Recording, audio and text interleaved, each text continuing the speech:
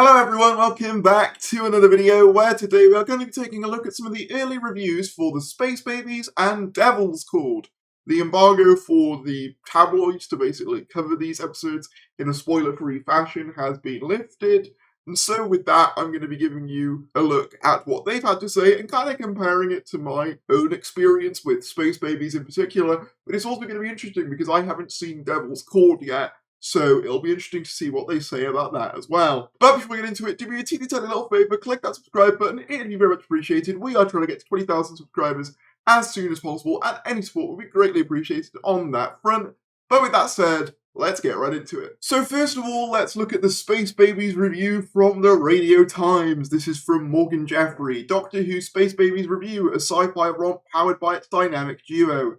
A new era begins with an uncomplicated adventure that serves as a stellar showcase for Ncuti Gatwa and Millie Gibson. So far, completely agree with that statement. I think it is a rather simple plot, but it's very much carried by the charisma of both of these two's performances. Having taken something of a detour to celebrate Christmas and before that the show's 60th anniversary, it feels as though it's here and now that Doctor Who is truly beginning to embark on an ambitious new era, with new Disney funding, a pair of energetic young leads, and a reinvigorated Russell T Davies back at the helm. The series has rarely been better set up for a stab at global domination. Those wary of too much change, however, should find their anxieties soothed by the first two episodes dropping as part of a season launch double bill, picking up after the events of The Church on Ruby Road and charting a first jaunt into outer space for the Doctor, Ncuti Gatwa, and new friend Millie Gibson.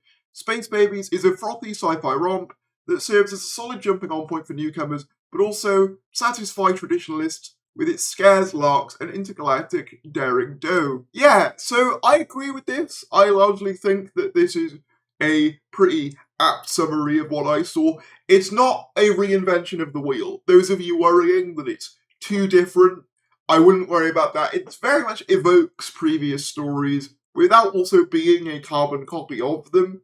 So yeah, it definitely does feel, derivative is not the right word, but I would say reminiscent of previous stories.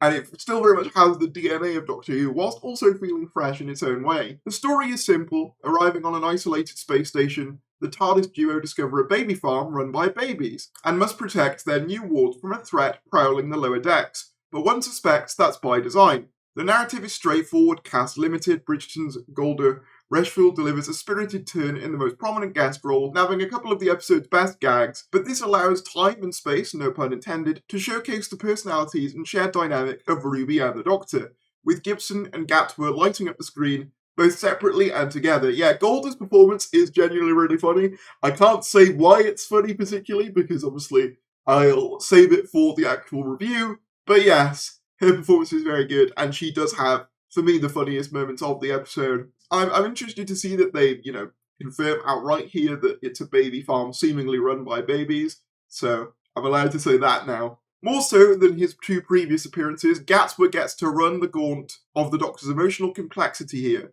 Their joie de vivre, their compassion, their absolute compulsion to keep moving forward and never look back, but also their shattering loneliness. Irrespective of how you might feel about the Timeless Child, the show's new status quo, the Doctor, as the ultimate outsider, their origins as a true mystery even to them, is undeniably compelling, and Gatwa grabs the opportunity it presents with both hands, gifting us a charismatic, empathetic, very funny, very sad hero. Yeah, this is something I want to say. I actually, again, to reiterate, quite like the way they're dealing with the Timeless Child. It's kind of, there's an element of melancholy to the way the Doctor interacts with it. He's willing to say what's happened, but he's not wanting to go too into depth, which is interesting. In her first outing as a bona fide companion, Gibson is every bit watchable. There are shades of Billie Piper's Rose in Ruby's liveliness and sense of humour, but she also brings her own idiosyncrasies and no-nonsense northern attitude to bear, absolutely refusing to play second fiddle to the swaggering Time Lord. Interesting that they brought up a Rose comparison. Personally, she gives me way more Clara Oswald vibes,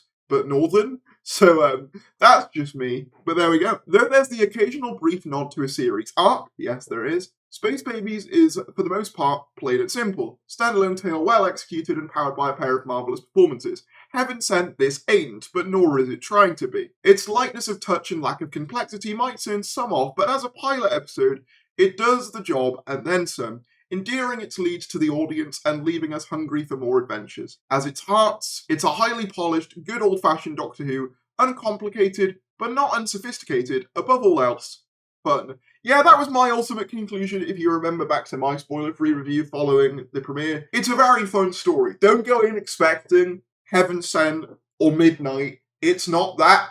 It's more in the realm of something like, I don't know, I'm trying to think. It's better than New Earth, I'd put it like that. It's sort of like one of those simpler opening stories, and I think it works for that. But I am also looking forward to more depth when it comes to these episodes. I am looking forward to things getting a little bit more serious, which I'm sure will happen. I mean, again, using the Tennant comparison, both Christmas Invasion and New Earth are relatively light stories, as is, in fact, Tooth and Claw. It takes a few episodes for that run to properly get into the nitty-gritty, I feel, and it seems as though, you know, the same sort of process is happening here. But overall, I very much agree with this Radio Times article from what I saw of Space Babies, actually. What's interesting about this next one, though, is that I haven't actually seen Devil's Chord, so I'm going to be interested to see what they say about it. They gave it a 3 stars, which, considering how positive they were about it here, I'm surprised it's that low. Equally, I think that is about fair. I wouldn't, you know, put it on like a 5-star or anything like that, so that probably is about right, maybe 3.5. I don't tend to do starring systems or numbering systems particularly, because I think they're largely arbitrary, and a lot of people, you know, what's a 7 out of 10 to someone is like a 5 out of 10 to somebody else. Do you know what I mean? Like, no one has their own consistency with that. Moving on to Devil's Chord, Doctor Who The Devil's Chord review, a vivid, silly and gripping 60s jaunt. Again, a 3 stars, this time by Louise Griffin. 2 episodes into Ncuti Gatwa's reign as the 15th Doctor in Doctor Who, Maestro Jinx Monsoon has come to play. As a new era of Doctor Who arrives, many of us will be refreshing iPlayer at midnight to watch Space Babies, a bizarre romp of a story, before clicking through, bleary-eyed, but clamouring for more in the early hours of the morning to The Devil's Chord. Going in, we already know a lot about the episode. Fresh from their first adventures together, the 15th Doctor and Ruby Sunday venture back in time to the 1960s to watch the Beatles record their first album at the iconic Abbey Road, but things aren't quite right. Enter Maestro, a mysterious force of nature and an all-powerful godlike figure who's changing history, resulting in London once again becoming a battlefield for the Doctor as he attempts to save the future of humanity. With war raging across London and a foe that the Doctor seemingly has no way of taking down, it sounds like a Russell T Davies classic tale, and it is for the most part. Of course, with that big old Disney budget, it's shinier, flashier, and very palatable to fans coming to Doctor Who for the first time, although that's not to say there aren't some glorious little references for Season 2 viewers. Curiously, Davis recently referred to the episode as almost having no plot, just some subplots. That's where some are likely to find fault with the episode, story-wise, for better or worse. It's incredibly simple, but that does leave room for some stellar performances. So yeah, I found that particularly interesting, Russell's quote that it's a lot of subplots. I don't think I actually covered that in a video, but I thought that was particularly interesting. Again, what I'm getting from this is that, much like Space Babies, obviously I haven't seen this one, but I'm gathering that it's a more light, fun story again, which again is fine, but I am looking forward to something with a bit more meat. You know what I mean? We already know this, but The Devil's Chord only secures it further. Gatwa is completely mesmerising as the Doctor. Every single line delivery is delivered with an energy that will make you feel like you're a child watching the show again for the first time. His chemistry with the brilliant Millie Gibson as Ruby Sunday is unbeatable. Every moment is intentional, and every grin, every laugh, and every monologue will have you ready to follow him into the TARDIS for the adventures across the universe. Notice, and oh, thanks to costume designer Pam Down, he looks absolutely sensational doing it. Yeah, she was actually at the Q&A for the premiere of Space Babies, and really interesting listening to her talking about all the different costumes and stuff, and the kind of ethos behind that. But yeah, no, I completely agree. From what I've seen so far, Gatwa is great in the role. I am curious to see if he gets, like, that emotional moment that's been kind of hinted at through promotional images. Again, I haven't covered all the promotional images, because quite frankly, there's just been too much going on for me to cover it all.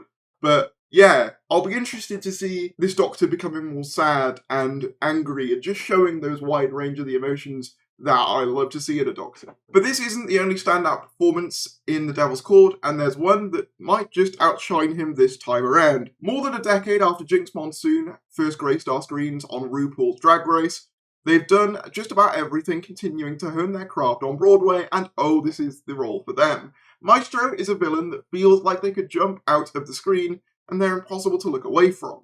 It's almost difficult to hate them because it's clear how much Monsoon relished being such a camp, theatrical, and in the best way, completely ridiculous villain to mainstream TV. Is Devil's Chord a perfect story? Absolutely not. But it's vivid, silly, gripping, and sees our brand new Doctor battle a larger-than-life villain across the streets of 1960s London. We could certainly be doing a lot worse.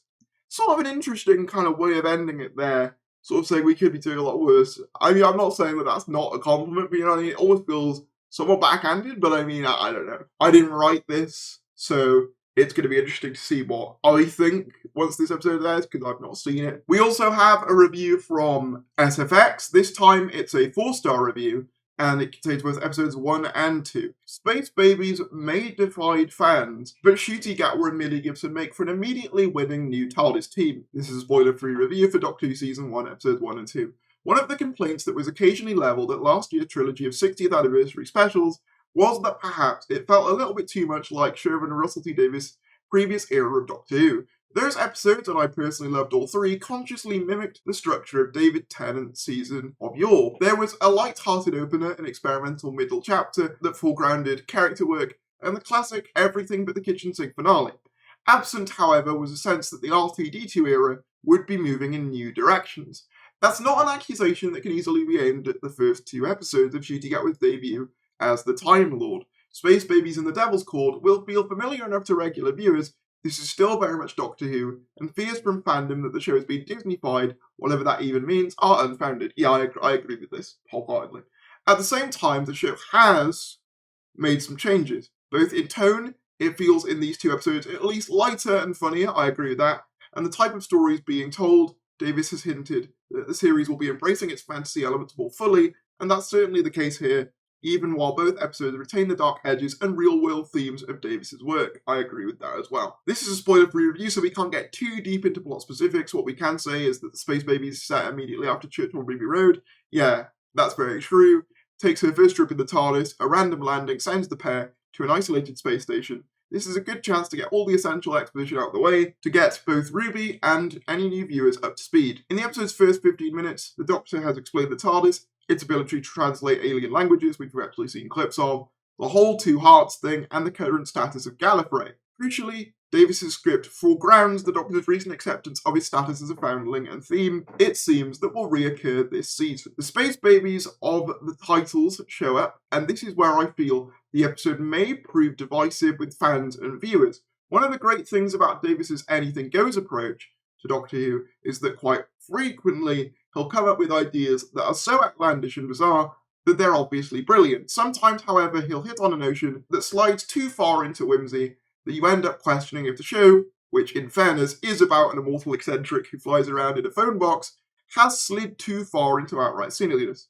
Basically, if you can handle talking babies working on a space station and a healthy dose of toilet humour, then you'll probably enjoy the episode.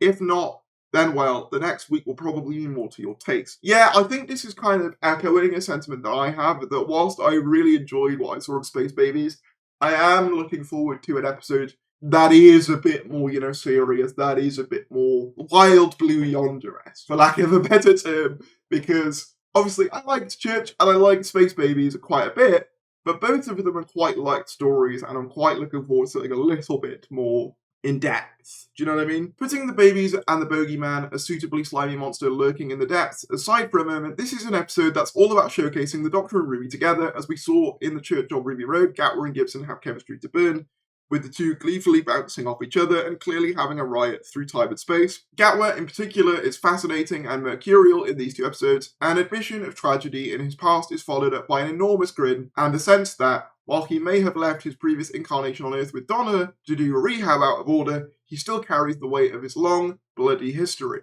There's a vulnerability to this version of the Time Lord, but also, so far, a refreshing lack of angst. Gatwa's Doctor has experienced awful loss, but he's moved forward with joy and wonder in his heart. Yeah, there's a very concerted effort by the character of the 15th Doctor to move on, which I actually really like. The Devil's Chord is on surer ground and a more obviously crowd-pleasing episode. Taking place in 1963, the very year the Doctor Who first aired on TV, Ruby and the Doctor are here to witness the Beatles recording their first ever album. That's Please Please Me, obviously. But something has gone terribly wrong with both the band and the world, thanks to the arrival of Jinx Monsoon's malevolent maestro. After the shock of the previous episode, the Devil's Chord welcomes long-term fans with some nice callbacks, particularly one scene hinted at in the trailers directly echoes a past classic. Interesting. Ruby's skills as a keyboard player also make a comeback, leading to a confrontation with the Maestro, which sees the Doctor uncharacteristically terrified. Yes! This is what I want to see! I want to see the Doctor go through some stuff. The scenes between Gatwa and Monsoon here crackle with energy, both comedic and sinister, and you really get the sense that this is a villain too strange and powerful for him to defeat easily. The Doctor is used to taking on armies and tyrants, but the Maestro is something else entirely, and that's very exciting. There has been much speculation that the Devil's Chord will be a musical episode along the lines of Buffy the Vampire Slayer's classic Once More with Feeling. Again, we can't go into specific here, but it's not quite that. It does, however, lead to a final act unlike anything Doctor Who has ever attempted before.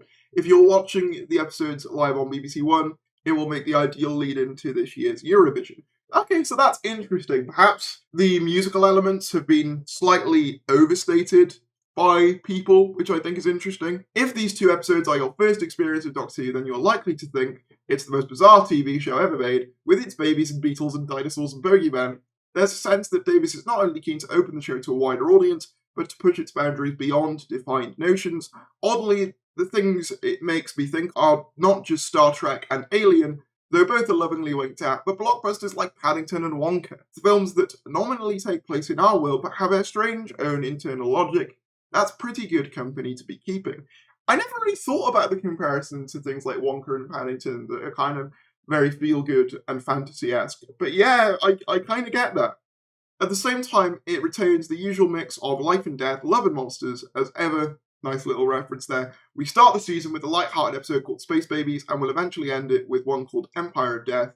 The next instalment after the Devil's Chord appears to be, in part, the Doctor Seb got a landmine. Doctor Who is weird and wild and unpredictable, in that sense at least. The show is the same as it ever was. So yeah, an interesting review here. I think I agree particularly that the Space Babies does feel a bit lighter in tone. I am glad to see that the Doctor gets very distressed by the power of Jinx Monsoon's Maestro in episode 2. That's been something I've personally been waiting for. Because sure, we see him get emotional in Church on Ruby Road over the kids that are lost in the alternate timeline.